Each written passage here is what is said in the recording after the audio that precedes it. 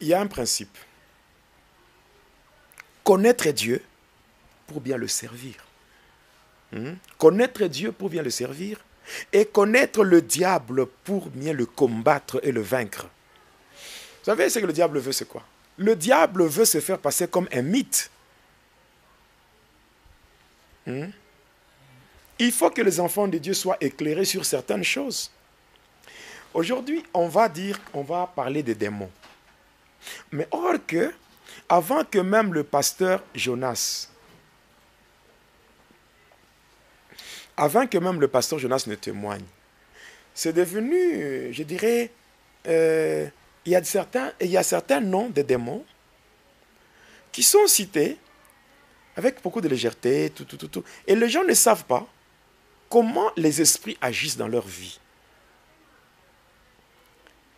Si toi, par exemple, Dieu t'a tiré de l'impudicité et qu'il faut témoigner, mais viens me parler de ton impudicité. C'est ça ton témoignage, non? C'est ça ton parcours avant Jésus. Il y a cela que Dieu a tiré dans le tabagisme, dans la toxicomanie.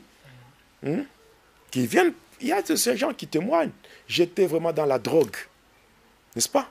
J'étais dans la drogue, voilà, j'étais dans la drogue, cocaïne, l'héroïne, tout. Donc, il y a tellement beaucoup de drogues. Et quand quelqu'un reçoit la grâce de Dieu d'être sauvé, de sortir de là, et la personne peut témoigner. Mais moi, Jonas, quand Dieu m'a sauvé, mais c'est pour que je témoigne. Je vais témoigner de quoi?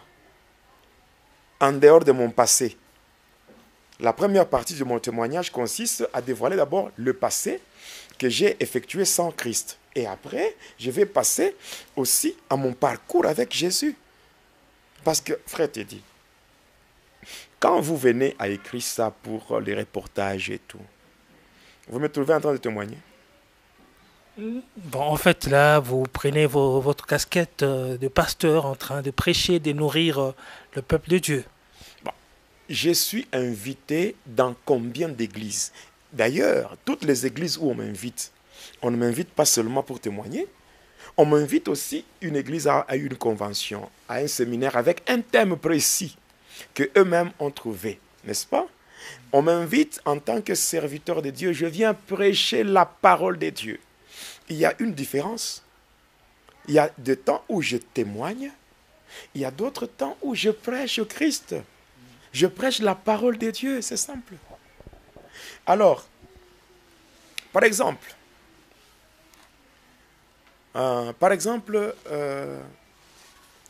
frère Teddy, avez-vous déjà entendu parler de Jupiter? Jupiter, aux études? Oui, à l'école, oui. Jupiter, on vous dit planète Jupiter, n'est-ce pas? Bon, avez-vous déjà entendu parler de Bélial? Bélial, c'est quoi? C'est le nom d'un démon. C'est le nom d'un démon. Avez-vous déjà entendu parler de Abaddon? Abaddon. Non. Abaddon, on l'appelle Abaddon ou Apollyon. Quand vous prenez le livre d'Apocalypse, le chapitre 9, le verset 11, on vous parle de l'ange de l'abîme. Et on donne même son nom dans la Bible. Hein. On dit, il s'appelle Abaddon ou Apollyon. Apocalypse 9, verset 11. Quand vous prenez le livre des Actes des Apôtres, Acte 14, le verset 12 à 13, on vous parle d'un temple, on parle du temple des démons. Et là, on a même appelé Paul, l'apôtre Paul, on l'a traité de Mercure. Barnabas, on l'a appelé Jupiter. Pourquoi? Parce que ce sont des choses qui existaient. Quand vous prenez, par exemple, Dieu lui-même, par la bouche du prophète Ésaïe, Ésaïe 27, verset 1er, il parle du serpent marin, le serpent tortueux, le serpent fouillard, et Dieu l'appelle le Léviathan. Bon, je ne sais pas si c'est dans ma Bible à moi. C'est ma Bible, bien c'est la Bible que tout le monde utilise. Donc pour dire quoi?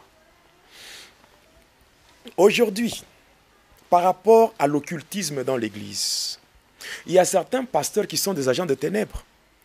Comme aujourd'hui, tout le monde parle maintenant en langue. Il arrive des fois quelqu'un cite les noms des démons dans son parler en langue. Maintenant, nous allons laisser les enfants de Dieu comme ça dans l'ignorance. Il suffit que nous puissions démontrer ça. Non pas pour que les enfants de Dieu croient à cela, mais pour qu'ils soient avisés. Et c'est ce que la Bible dit, que mon peuple périt par manque de connaissances.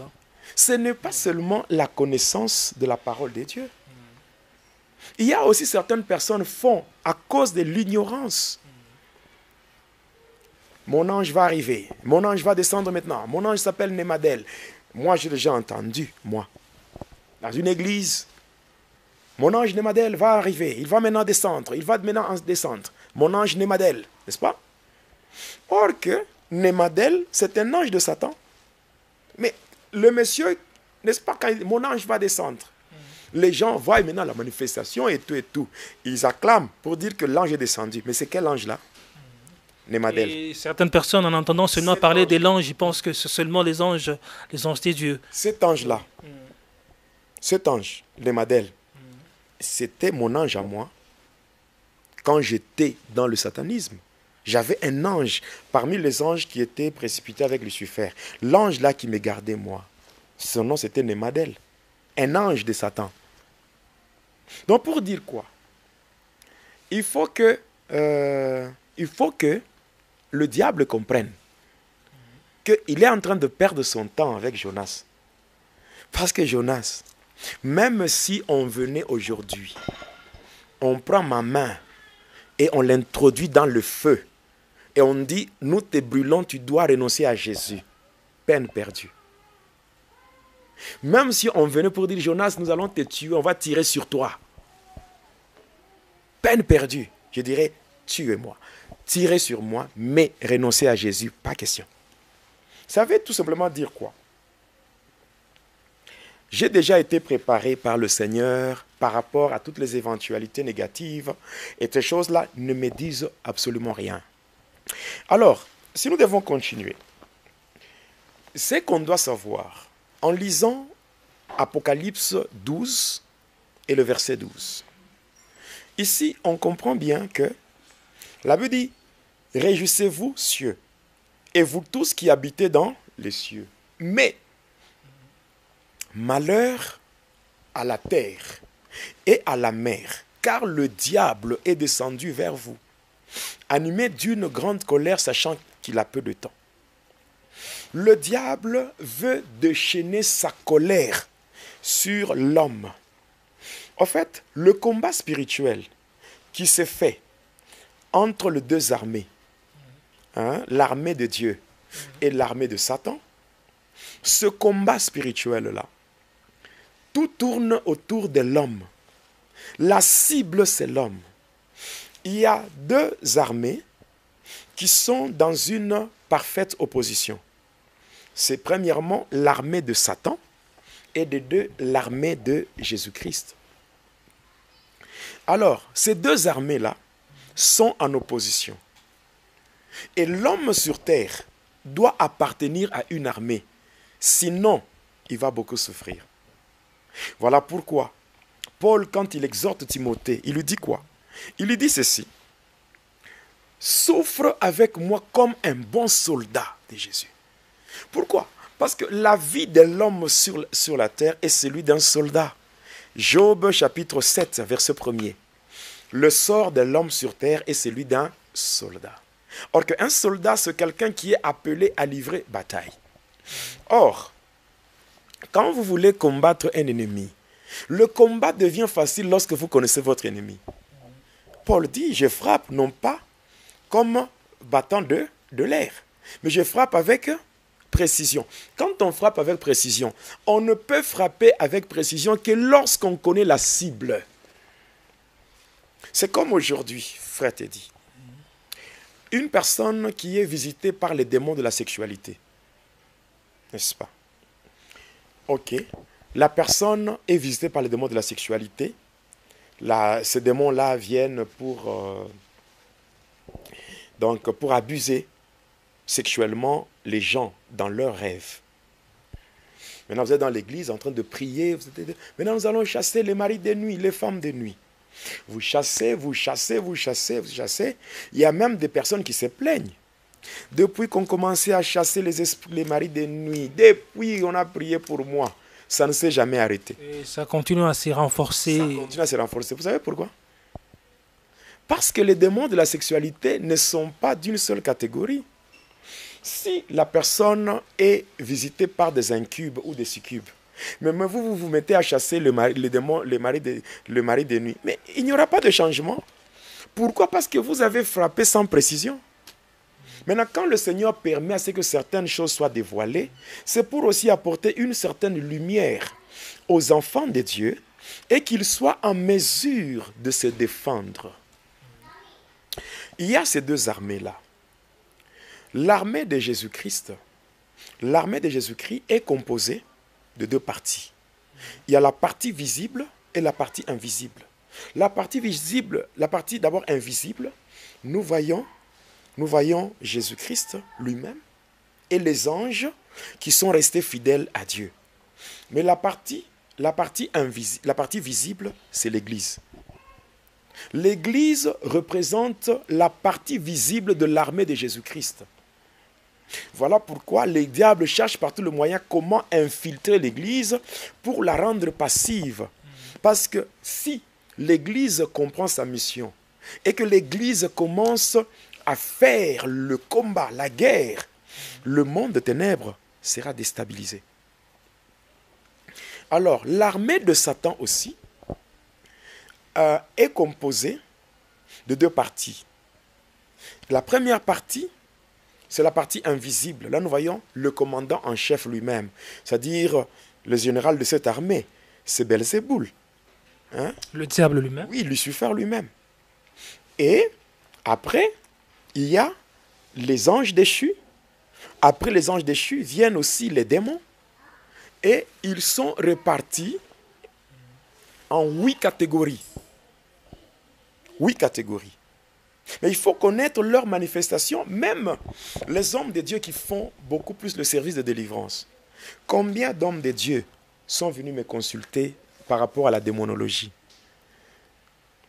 Combien? Il y en a beaucoup qui se sont retrouvés vraiment restaurés dans leur ministère par rapport à la délivrance à cause de certaines précisions données par le pasteur Jonas. Sans aucune prétention, moi je suis au service du corps du Christ. Et j'insiste en disant encore, sans prétention aucune, je suis une bénédiction pour le corps du Christ. Et le malheur des uns fait le bonheur des autres, c'est un terme, je dirais c'est quelque chose, c'est un adage français. Là, le malheur des uns fait le bonheur des autres. Le bonheur des autres. Aujourd'hui, Jonas peut être maltraité, traité de tous les noms, mais cependant, malgré ça, Jonas ne peut pas s'arrêter de témoigner. J'accepte de souffrir, mais que les innocents comprennent le message que Dieu a à leur communiquer passant par Jonas et que cela puisse les aider à échapper aux ruses de Satan. Alors, la partie visible de l'armée de Satan, c'est tout simplement les satanistes, les sorciers, les occultistes, tous ceux qui sont dans des pratiques maléfiques. Ils représentent la partie visible de l'armée de Satan. Mais dans toutes ces deux armées, il y a l'une qui est au-dessus de l'autre.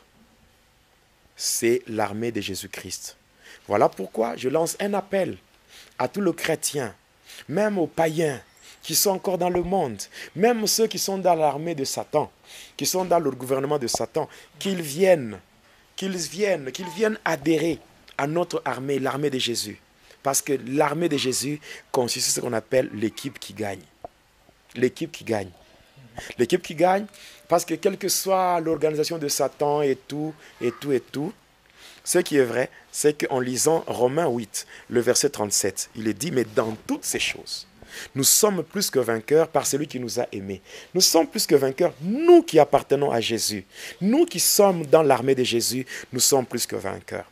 Alors, toujours dans cette optique-là, je parle de l'organisation de l'armée de Satan. Oui. Vous savez, le diable, c'est quelqu'un qui aime copier les choses qu'il a vues auprès de Dieu.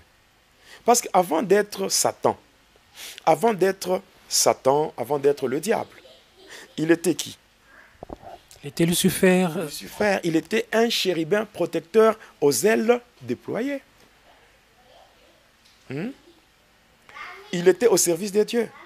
Il a été créé parfait en beauté jusqu'au jour où l'iniquité fut trouvée en lui. Voilà pourquoi il a été chassé. Nous n'avons pas à trembler devant le diable. Romains 8, 37. Dans toutes ces choses, nous sommes plus que vainqueurs. Donc, les démons sont là. Et quand on parle de ces démons-là, ce n'est pas que l'objectif, c'est d'épater les gens ou initier les gens. Alors, évêque, j'aimerais ici que vous puissiez parler d'abord du qui est ce qu'on appelle démon. C'est là que nous allons y arriver. Nous allons arriver à cela. Donc, nous sommes en train de parler de ces choses. Regardez par exemple sur Paul, il a échappé à un naufrage. Quand nous sommes dans Acte 28, il était sur l'île de Malte. Le naufrage était causé par quoi? Il y avait une forte tempête, n'est-ce pas? Derrière la tempête, il y avait une principauté des eaux. Et on l'a même la Bible donne son nom. Le nom, c'était Héraculon. C'est dans la Bible, mon frère. Héraculon, c'est dans la Bible. Bélial, c'est dans la Bible. Et c'est Paul qui parle de Bélial. Hein? Bélial. Paul parle de Bélial. Quand nous lisons 2 Corinthiens, chapitre 6, le verset 15, quelle relation est-il entre Christ et Bélial? Bélial, là, on cite là. C'est qui? C'est pas un démon? C'est ça. Jésus lui-même a parlé de mammon. Donc, je ne suis pas là pour glorifier Satan en citant les noms des démons, non. Je le fais pour la gloire de Dieu, afin que les enfants de Dieu échappent aux ruses. Le diable, quand il a été précipité, le diable a pris le contrôle de 3 mondes. Donc, parce que le diable, il a 3 cibles.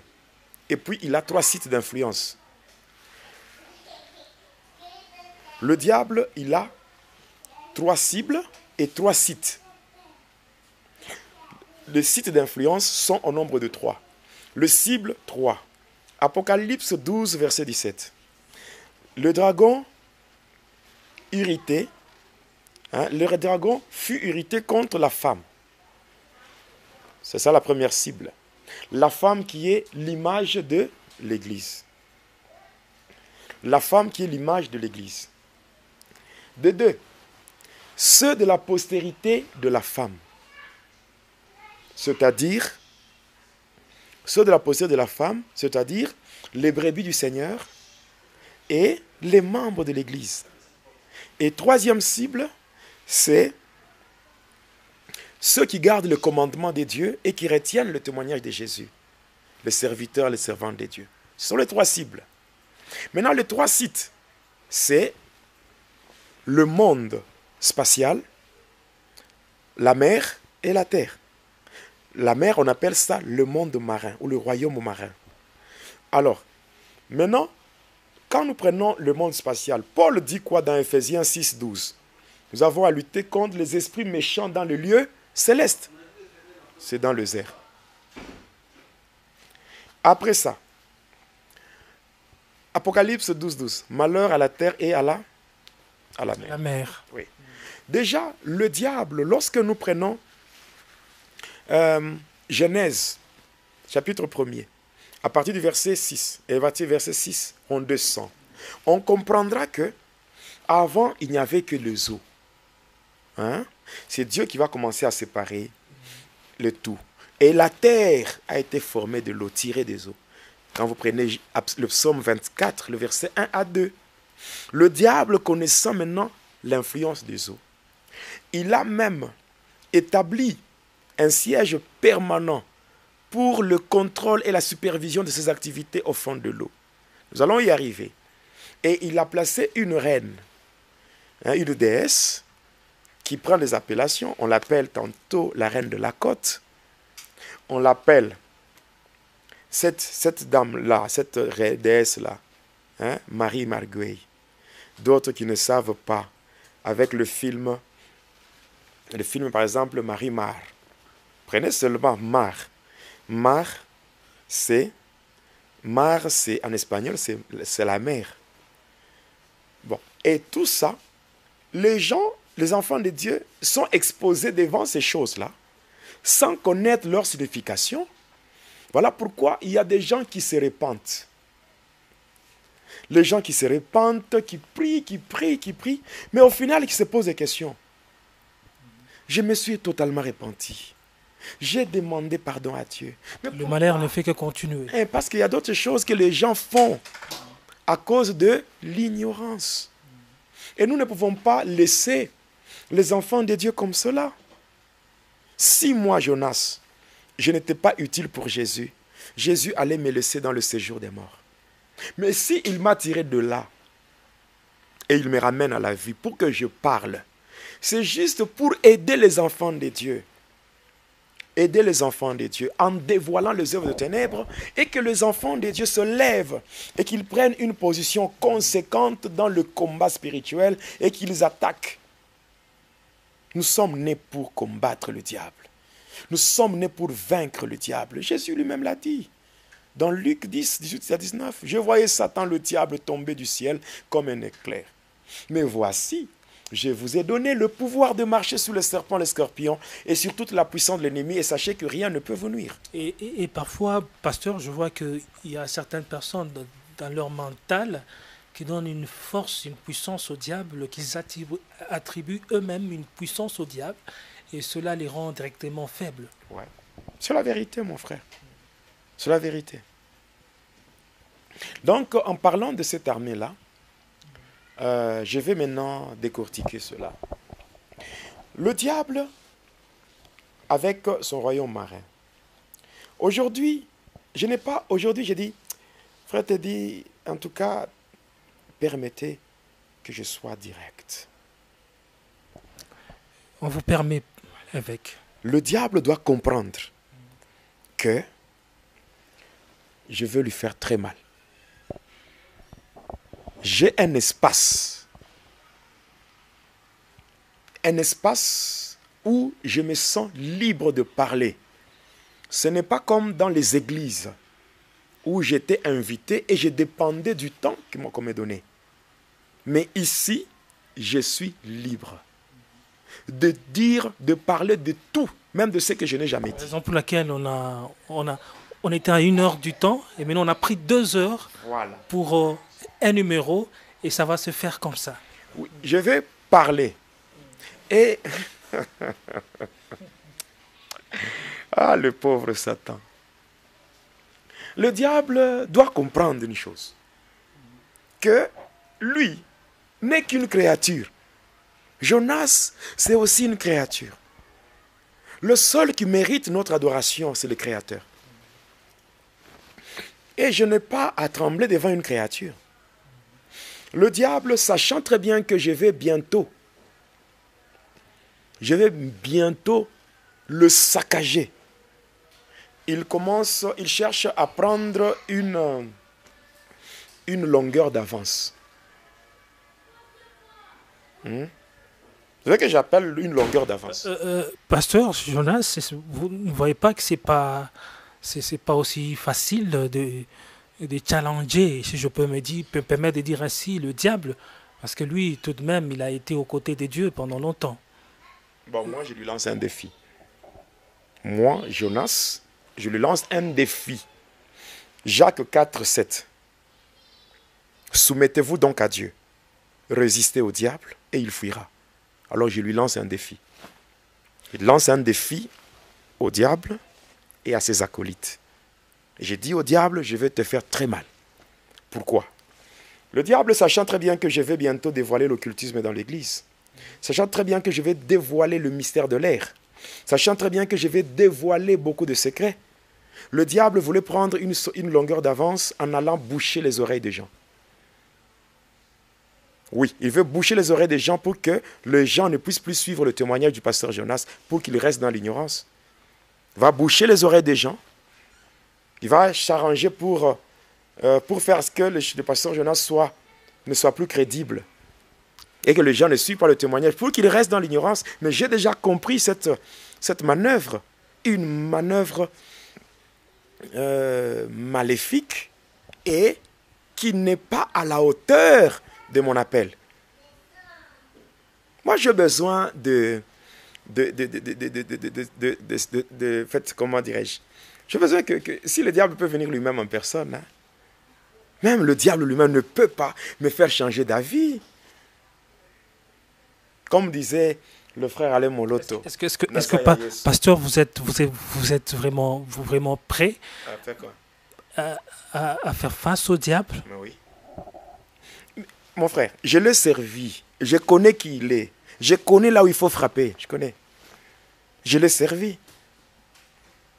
Tout ce que j'ai déjà connu, des problèmes, des maladies, de ceci, de cela, pourquoi je n'ai pas encore abandonné? Pourquoi je n'ai pas abandonné? Il y a des gens qui peuvent parler, mais qui ne sont pas en mesure de vivre ce que moi je vis. Il y a des gens qui se disent aujourd'hui chrétiens, serviteurs, pasteurs. Hein? Parce que tout marche bien. Hein? Mais il suffit seulement de leur donner la vie de Jonas, même pendant 24 heures. Mais ils vont maudire Dieu. Ils vont maudire Dieu. Mais moi, Jonas, jusqu'à la fin de mes jours, jusqu'à mon dernier souffle, j'ai fait un vœu à Jésus. Je resterai fidèle à Jésus et je le servirai. Quels que soient les intempéries maléfiques que le diable peut mettre sur mon parcours, il se trompe. J'ai un Dieu vivant. Et le psaume 74 déclare ceci: avec Dieu, nous ferons des exploits. Il écrasera nos ennemis. Malheur à tous ceux-là qui veulent s'ériger en obstacle sur mon parcours. Parce que le Dieu qui m'a sauvé, le Dieu qui m'a tiré de ténèbres pour que je fasse son travail, c'est Dieu-là. Ah, il a deux faces. Il a deux faces. Parce qu'on le présente premièrement comme étant l'agneau de Dieu, qui est là pour pardonner tout et tout. Et il est aussi le lion de la tribu de Juda qui vient pour frapper, pour juger. Donc c'est ça. Donc le diable doit comprendre qu'il est en train de se foutre le doigt dans l'œil parce qu'il ne peut pas faire tomber un homme comme moi. Moi, un homme comme moi, Jonas, Jédidia, le racheté de Jésus. Je suis fier d'appartenir à Jésus. Je suis fier. Je peux accepter de tout manquer, mais de rester avec Jésus. C'est Jésus qui fait votre force. Mais sans Jésus, ma vie n'avait pas de sens. C'est lui, par son entrée dans ma vie, il a donné un sens à mon existence. Donc, jusque-là, moi, Jonas, je ne trahirai jamais mon Jésus. Je ne trahirai jamais l'alliance que j'ai avec Jésus. Et voilà pourquoi, à cause de cette alliance, le Seigneur continue toujours à me protéger. Il continue toujours à me justifier. Il continue toujours à me faire du bien, car je lui appartiens. Jésus a gagné mon cœur. Il m'a gagné intégralement. Je lui appartiens intégralement. J'appartiens à Jésus. Nazaya Yesu. Voilà, alors c'est bien dit. Aimable internaute, nous poursuivons cette émission avec le pasteur Jonas. J'apprécie vraiment votre détermination et la foi. Mon frère, merci. Alors, avec tout ce qui se fait, donc l'organisation de l'armée de Satan, je disais que le diable a 3 sites. J'ai donné 3 cibles et les 3 sites. Par rapport aux 3 sites, j'ai parlé du monde spatial, le monde marin et la terre. Voilà. Mais cependant, Dieu qui nous aime n'a pas voulu nous laisser à la merci de Satan. Voilà pourquoi Dieu avait déjà dit pour l'homme l'homme a aussi le pouvoir de dominer sur les trois mondes. Le monde dans lequel le diable exerce son influence, les trois sites-là, Dieu a donné à l'homme le pouvoir sur les trois sites. Dans Genèse 1, 26, faisons l'homme à notre image et à notre ressemblance pour qu'il fasse quoi? Pour qu'il domine sur les poissons qui sont dans l'eau. N'est-ce pas? C'est déjà le monde marin. Pour qu'il domine sur les poissons qui sont dans l'eau, pour qu'il domine sur le bétail qui sont sur la terre, sur le reptile qui rampe sur la terre, pour qu'il domine sur les oiseaux qui sont dans les cieux. Ça, ce sont les trois sites-là. Donc, que le diable le veuille ou pas, il ne prendra jamais le dessus sur les enfants de Dieu. Vous savez pourquoi ces choses-là ont été créées avant l'homme? Non.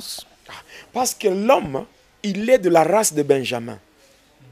Être de la race de Benjamin, c'est avoir la capacité de dominer sur ceux qui nous ont précédés.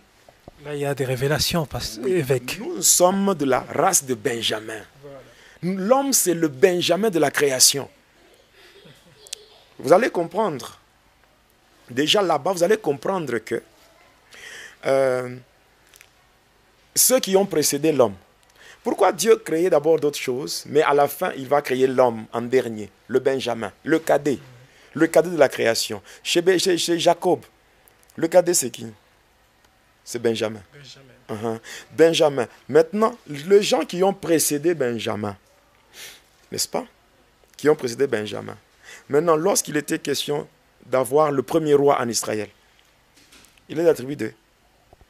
Le premier roi qui a régné en Israël, il est de la tribu de Benjamin.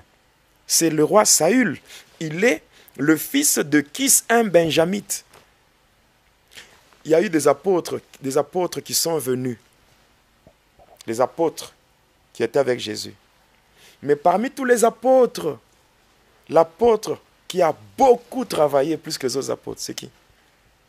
C'est l'apôtre Paul. De quelle tribu? De Benjamin. L'homme est le Benjamin de la création. Et Dieu l'a créé afin de dominer sur tout ce toutes les choses qui ont précédé. Donc l'homme a le pouvoir dans trois mondes. De dominer. Et sur les esprits des eaux, les esprits de l'air, les esprits qui sont sur la terre, l'homme doit dominer. Voilà pourquoi Jésus a dit, je vous donne le pouvoir de marcher sur les serpents, les scorpions, et sur toute la puissance de l'ennemi. Quel que soit le domaine, l'homme doit dominer. Et tous ceux-là qui me suivent, sachez que vous allez dominer. Que ce soit les esprits qui viennent de l'eau, que ce soit qui viennent des airs, même si les esprits venaient de la terre, vous n'avez pas à craindre. Alors, pour accéder dans cette dimension, je vois que c'est une dimension des grandeurs et beaucoup d'hommes, beaucoup de personnes, même ceux-là qui nous suivent, n'arrivent pas à accéder dans cette dimension d'autorité et connaître qu'ils sont au-dessus de toute créature. Nous allons y arriver, mon frère. Mais cependant, ce que je suis en train de faire comprendre aux enfants de Dieu, c'est que le diable, nous devons découvrir ses ruses, ses stratégies afin de le vaincre. Oui. L'armée de Satan, c'est ce qu'on appelle le mystère de l'air. Oui. Moi, j'ai travaillé pour Satan dans le air. Et je vous parlerai sur les activités de Zer. Les activités dans le Zer, là. Comment on fait ce qu'on appelle le vol des étoiles. Vol des destinées. Moi, j'ai travaillé dans ce domaine-là. J'ai travaillé dans le monde spirituel sous-marin. Parce que même la femme que j'avais épousée, je l'avais épousée dans l'eau. Voilà. J'ai travaillé ici sur la terre. Je comprends. Le diable, en fait, le diable, il a peur. Il tremble déjà. Le mois passé, passant par le témoignage du pasteur Jonas, n'est-ce pas, il y a un franc-maçon qui a donné sa vie à Jésus, en France. Oui, un Français, un franc-maçon qui a donné sa vie à Jésus. Comment est-ce qu'il peut quitter la franc-maçonnerie si Jonas est en train de raconter du n'importe quoi? Donc, pour dire que j'ai le droit de défendre mon appel. J'ai le droit de défendre mon ministère. J'ai le droit. Même l'apôtre Paul s'était levé un jour et il a défendu son ministère. Et Paul dit que personne ne méprise ta jeunesse. En ce temps, pour les gens de ma génération, en cette période, je suis un instrument, un ex-sataniste délivré par Jésus pour ce temps. Et je suis fier d'appartenir à Jésus. Je n'ai pas honte de mon passé, mais je suis fier de ce que je suis. Je ne suis pas fier de mon passé. Je n'ai pas honte de parler de mon passé. Mais cependant, je suis fier de ce que je suis devenu, de ce que Jésus a fait de moi. Parce que, sans aucune prétention, je le dis, Dieu m'est témoin. Moi, Jonas, je ne manquerai pas à l'enlèvement, ça c'est un. De deux, je ne raterai pas le ciel. Et ces deux éléments-là, c'est pour moi un acquis. Et d'ailleurs, même les gens qui suivent mon témoignage, je ne vous demande pas de croire en moi aveuglément. Je témoigne pour Jésus. Jésus n'est pas seulement avec Jonas. Jésus, il est avec tout le monde. Alors, mais prenez le temps de prier. Demandez à Jésus qu'il vous révèle qui est Jonas. Et vous comprendrez que le diable, il a peur. Il a peur. Voilà pourquoi il veut prendre une longueur d'avance. Malheureusement, nous avons un ministère TGV. Un ministère TGV. Voilà. Grande vitesse. Ouais. Donc ça me fait rire. Il y a des gens qui disent que non, le pasteur Jonas ne sourit jamais. Ouais, il y a eu des questions comme ça, que le pasteur Jonas n'arrive pas à sourire. Et là, il sourit. Le diable croyait qu'en faisant ces petits trucs-là, ça allait m'affaiblir, me rendre triste. Non. Ça me fait rire. Parce qu'un homme comme moi, un homme qui a vécu à côté de Satan pendant 25 ans, je ne connais pas le risque de Satan, moi. Les gens qui témoignaient avant moi, non, je suis parmi les gens qui les attaquaient. Oui. Je vais vous donner l'exemple d'un frère qui m'avait fait fuir. Il témoignait dans une église, le frère Léon Kassongo. Oui. Ah, vous avez déjà parlé de ça. Oui. Parce que les gens qui témoignent, qui dévoilent les œuvres de ténèbres, ce sont des gens à abattre. Par rapport à Satan, nous sommes devenus des gens à abattre. Mais malheureusement, le puissant gardien de mon âme, c'est Jésus-Christ, l'invincible roi. Alors, passons par cette l'armée de Satan. L'armée de Satan a plusieurs degrés. Plusieurs degrés. Il y en a 8. Donc la hiérarchie de Satan comporte 8 degrés. Alors sur le 8 degrés, ce qu'il faut comprendre, c'est que chez le diable, il y a 3 éléments, 3 niveaux. Les 3 niveaux-là, le diable cherche toujours à imiter les choses qui se font chez Dieu. Alors, par rapport à ces 3 niveaux, le diable cherche à voler ce qu'on appelle les 3 dimensions qu'on voit en Dieu. Parce qu'il ne faut pas faire la confusion. Il y a ce qu'on appelle les 3 personnes en un seul Dieu et les 3 dimensions en Dieu. Nous avons le Père, le Fils, le Saint-Esprit. Là, nous voyons les 3 personnes en un seul Dieu, que moi, je ne peux pas appeler la Trinité. J'appelle le Dieu révélé en 3 personnes. Voilà. Il y a les 3 dimensions. Il y a ce qu'on appelle la divinité de Dieu. Il y a la royauté de Dieu. Et il y a ce qu'on appelle le ministère de Dieu avec les anges. Voilà. Et la divinité de Dieu, c'est ça même le sacerdoce. Le sacerdoce, c'est l'ensemble de lois, de règles, de principes et de conditions qui définissent le gouvernement des dieux sur la terre. Donc le sacerdoce, c'est la continuité de la divinité dans l'homme. Quand Ce qui se passe au ciel, ouais, ça entre dans l'homme et ouais, ça continue c'est comme ce ça. que Dieu dit à Moïse, je te fais Dieu.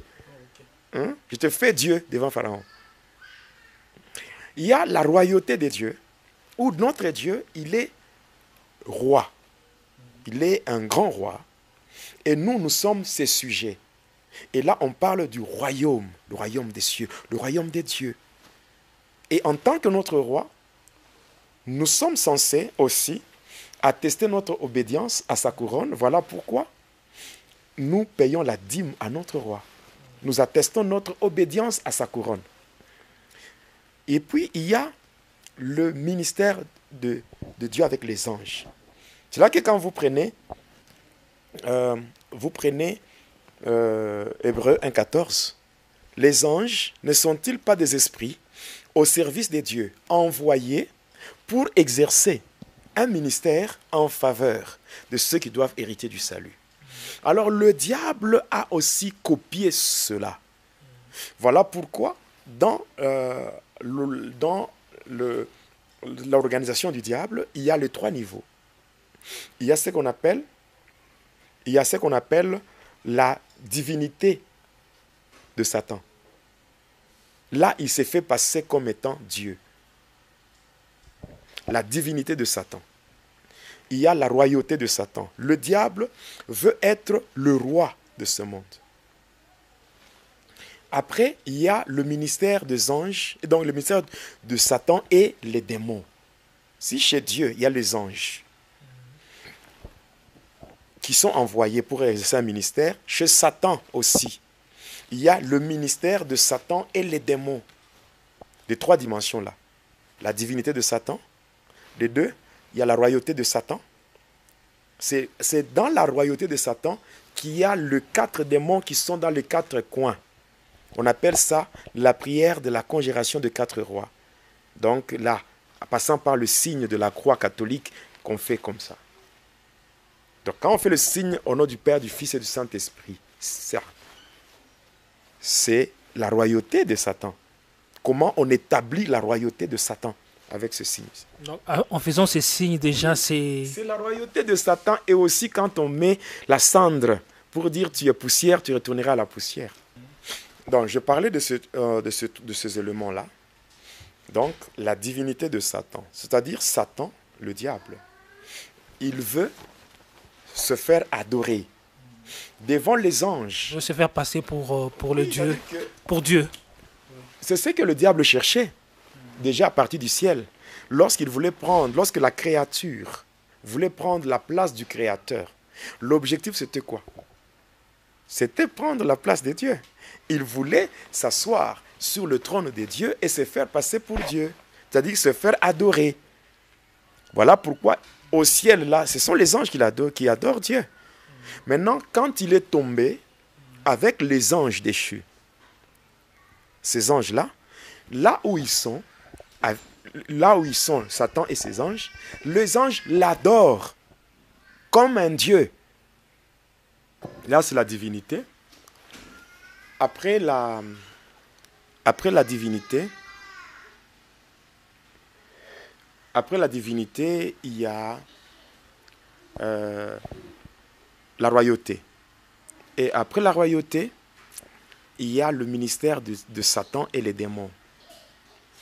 Ici, je dois être clair, parce qu'il faut que les internautes, les téléspectateurs soient fixés. Le diable, quand il a été précipité, quand il est tombé, qu'est-ce qui s'est passé? Quand le diable est tombé, il a corrompu le 1/3 des anges. Quand vous lisez le livre d'Apocalypse, c'est bien clair. La Bible dit, le dragon avec la queue, il a fait tomber le 1/3 des étoiles. Ça représente le 1/3 des anges de Dieu. Et ces anges-là, quand nous prenons au total les anges de Dieu, Ils sont de milliards d'anges. Maintenant, quand on prend le 1/3 de milliard, il y en a beaucoup. Mais cependant, pour former son gouvernement, le diable n'a pris que 144 000.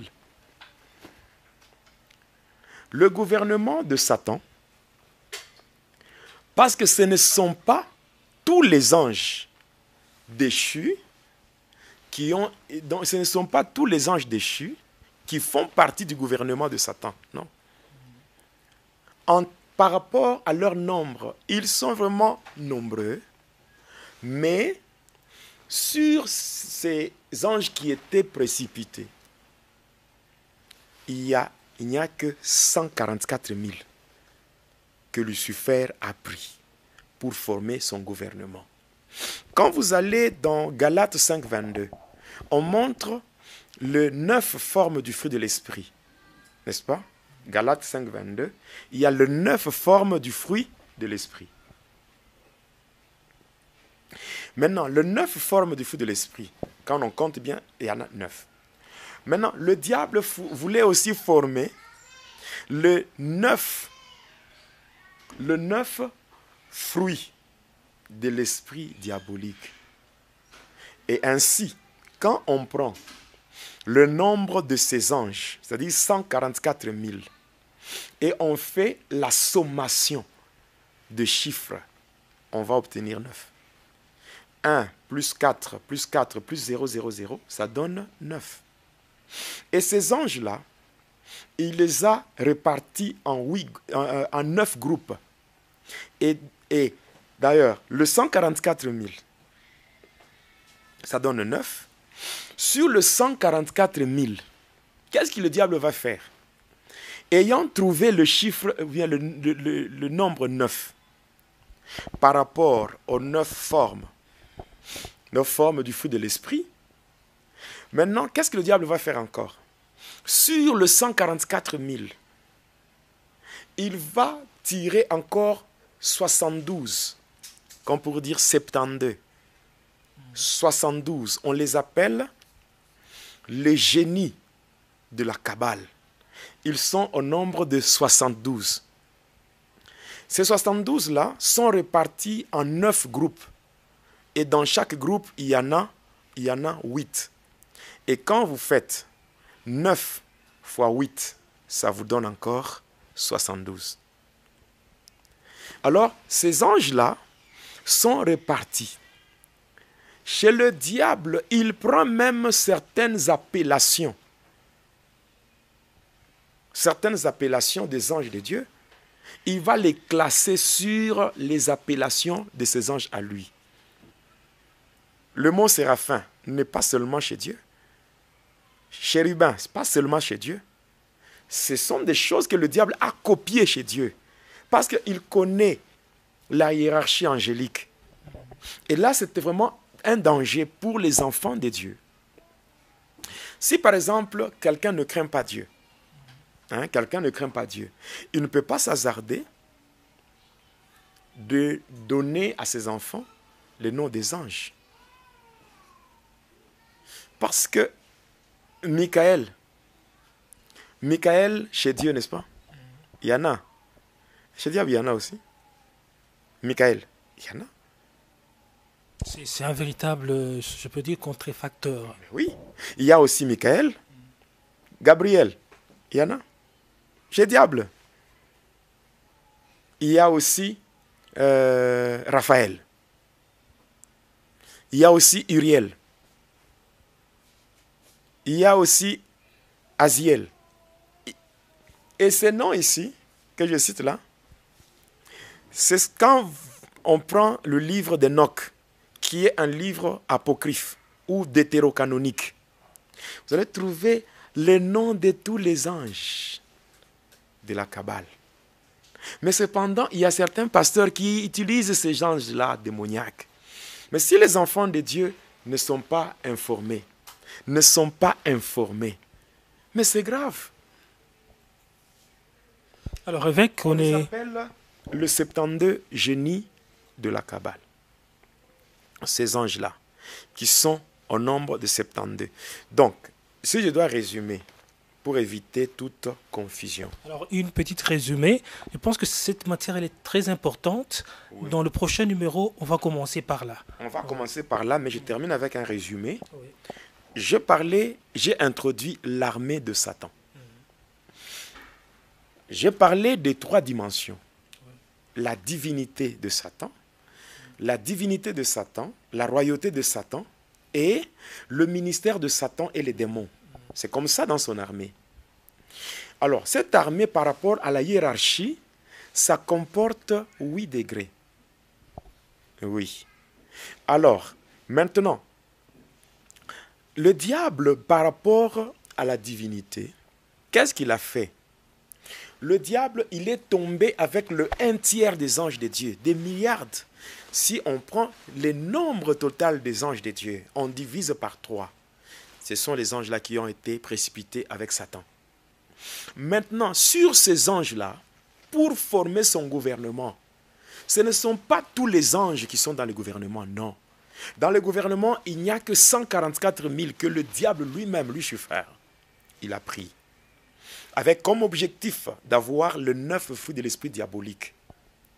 Ainsi, selon Galates, Galates 5, 22, on parle de 9 formes du fruit de l'esprit.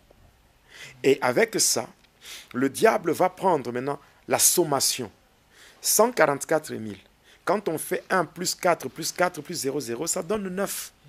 Et après, il va prendre sur le 144 000, il va prendre 72 ou 72. Et il les divise en 9 groupes, et dans chaque groupe, il va placer 8. Et en faisant 8 fois 9, ça vous donne encore 72. Et le 9 là, forme ce qu'on appelle le 72 ou les 72 génies de la Kabbale. On les utilise dans l'occultisme. Et dans l'Église catholique, par rapport à la magie sainte, on les appelle le 9 cœurs des anges. Voilà. C'est avec ça. Moi, j'ai vécu chez le diable. J'ai eu à voir sa puissance. J'ai contemplé sa grandeur. Et j'ai fini par comprendre ceci, que le diable est puissant. Oui, même aujourd'hui, je le dis, le diable est puissant. Mais ce qui fait ma joie, c'est que même si le diable est puissant, mais Jésus-Christ, c'est lui que nous servons, il est le Tout-Puissant. Voilà. Donc, dans cette armée-là, non seulement il y a les 3 dimensions, il y a aussi ce qu'on appelle une triade. Dans cette triade, c'est là qu'il y a 3 démons. Il y a le premier qui a comme mission de détruire la capacité divine placée en l'homme. C'est celui-là qu'on appelle Kalybos. C'est-à-dire qu'il y a beaucoup de gens. Il y a beaucoup de gens qui ont déjà entendu parler de Kalybos, même dans des films, sans savoir c'est qui Kalybos. Est-ce qu'on doit laisser les enfants de Dieu seulement regarder Kalybos dans le film et tout, sans connaître son influence? Ça détruit parce que Dieu a déposé sa capacité dans l'homme. C'est-à-dire que l'homme qui est sur terre a reçu. L'homme qui est sur terre, il a reçu de la part de Dieu. Il a reçu de la part de Dieu. L'homme qui est sur terre, il a reçu de la part de Dieu la divinité. Donc, le pouvoir de continuer l'œuvre de Dieu. Il y a aujourd'hui des gens qui sont pitoyables, dans le sens qu'ils ne savent pas exploiter le potentiel que Dieu a investi en eux. Et c'est ce démon-là, Kalybos, qu'on appelle en d'autres termes Apollyon. Apocalypse 9, verset 11. En dehors de cela, il y a dans la triade, le deuxième, c'est celui qui est chargé de la communication astrale, c'est-à-dire précipiter la mort et conduire les âmes dans le monde astral. Celui-là, on l'appelle Nickel. Nickel ou Bélial. Quand on lit 2 Corinthiens 6, le verset 15, mais Paul dit, quelle relation y a-t-il entre Christ et Bélial? C'est dans la Bible. C'est dans la Bible. Et ainsi, après, il y a le troisième démon, mais qui prend une apparence féminine. On l'appelle the Queen of Heaven, c'est-à-dire la reine du ciel. Regina da Cielo, Regina Damundi, la reine du monde. Et avec ces démons-là, le diable exerce un contrôle sur l'humanité passant par le progrès rapide de l'informatique et de la technologie. Et à partir de là, lorsqu'on voit aujourd'hui même ces problèmes de 5G, je vais expliquer ça dans le prochain numéro. Et vous comprendrez que c'est vraiment nécessaire. Même aujourd'hui, tout ce que nous voyons aujourd'hui, ce démon ici que je viens de citer en troisième lieu, c'est la reine du ciel, c'est reine du ciel, Regina da Cielo. Mais à partir de ce démon, on veut contrôler le monde. On veut contrôler le monde par l'informatique et la technologie. C'est là que même aujourd'hui, l'Internet veut prendre le contrôle maintenant de l'humanité. C'est avec ça, il y a ce qu'on appelle le cerveau souterrain, à partir du monde de ténèbres. Et même aujourd'hui, le nouvel ordre mondial, avec cette pandémie qu'on appelle Covid-19, mais c'est à partir de là. Mais est-ce qu'on doit laisser les enfants de Dieu dans l'ignorance? Même le soi-disant vaccin qu'on est en train de chercher, non, on doit vacciner les gens et tout et tout. L'objectif, c'est quoi? C'est accomplir le projet 2000 à partir du cerveau de l'ordinateur souterrain. Donc, toujours dans cette armée, je vais vous donner la différence qui existe entre ce qu'on appelle les sataniques et le sataniste. Donc, il y a une différence entre le satanique et le sataniste. Le satanique, c'est tous les anges-là qui étaient tombés avec Lucifer. Nous allons parler de ces choses. Nous allons parler de ces choses et comprendre comment le diable cherche à détourner l'adoration du peuple de Dieu, que cette adoration lui soit rendue. Nous allons démontrer cela et vous comprendrez noir sur blanc que c'est vraiment nécessaire à ce que les enfants de Dieu aient la connaissance et qu'ils ne fassent pas de prière en tâtonnant, mais qu'ils fassent de prière avec précision. Que le diable le sache, lui et ses acolytes, que Yedidia Jonas va faire encore très mal. Voilà. Yedidia Jonas va faire encore très mal. Aimable internaute, aimable téléspectateur, vous avez suivi, tellement que la matière est abondante. Il y a beaucoup de choses que l'évêque doit dire par l'entremise de cette émission. On va y dire l'heure. Alors aujourd'hui, nous allons nous arrêter par ici. Nous disons merci à Boniverdic Béa qui était la réalisation. Merci à vous. Une fois de plus, mes voeux le meilleur. Nous vous aimons et évêque. Je salue aussi, je dis merci et je salue.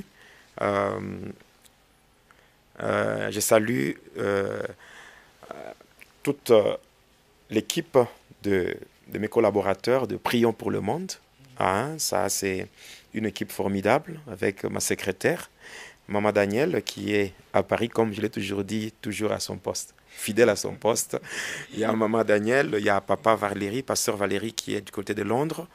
Il y a Maman Léa, Papa Julien, Maman Lily, Maman Marie au Texas. Il y a Maman Emily, Maman Nathalie en Australie. Aussi, comment dirais-je, mon jeune frère qui est au Canada, mon compagnon de lutte, le frère Éloge est ici, donc le visionnaire du ministère Océan des Grâces. Voilà. Donc, je salue tous ceux de Prions pour le Monde. Je souhaite encore mes voeux le meilleur, des voeux de bonheur, de longévité, de prospérité, de grandes réalisations et surtout une santé de fer. Au nom de Jésus, je salue tous les membres de l'église Écrissa. Je salue tous les membres de l'église Écrissa, mes enfants, ma femme. Donc vraiment, au travers de cette émission, en tout cas, recevez mes vœux le meilleur et tous ceux-là qui me soutiennent, tous ceux-là qui s'approchent de la marmite, c'est-à-dire la marmite où il y a l'eau bouillante. Donc l'eau bouillante, donc quand il y a une marmite et qu'à l'intérieur, il y a une personne qu'on a voulu jeter dans l'eau bouillante, mais il y a quand même des gens qui s'approche de la marmite pour soutenir la personne qu'on a cherché à mettre dans cette eau-là. Alors vraiment que Dieu vous soit favorable, vous tous qui continuez à avoir confiance dans le pasteur Jonas Jedidia. En tout cas, que Dieu vous bénisse. Restez toujours à l'écoute. Et ceux qui ne se sont pas encore abonnés, abonnez-vous parce que c'est votre chaîne. Abonnez-vous, c'est votre chaîne. Et sachez que nous sommes là. Et nous n'allons pas arrêter parce que le train continue sa course. Voilà, je pense à un internaute, un téléspectateur de cette émission, Louis Tchala, qui ne cesse vraiment de nous suivre. Et merci à vous, vous êtes nombreux. Et surtout, n'oubliez pas, partagez la vidéo, les bonnes choses, c'est partage. Merci à vous tous, nous vous aimons de l'amour du Christ. Au revoir. Téléspectateurs de la chaîne YouTube Jonas Lonkutumpa, la chaîne officielle, suivez désormais votre nouvelle émission Va et dis-leur. Va et dis-leur, c'est l'histoire d'une vie transformée par Jésus-Christ après avoir servi le diable pendant 25 ans. Va et dis-leur, c'est l'histoire du pasteur Jonas Lonkutumpa Yedidia, aujourd'hui serviteur de Dieu, jadis sataniste.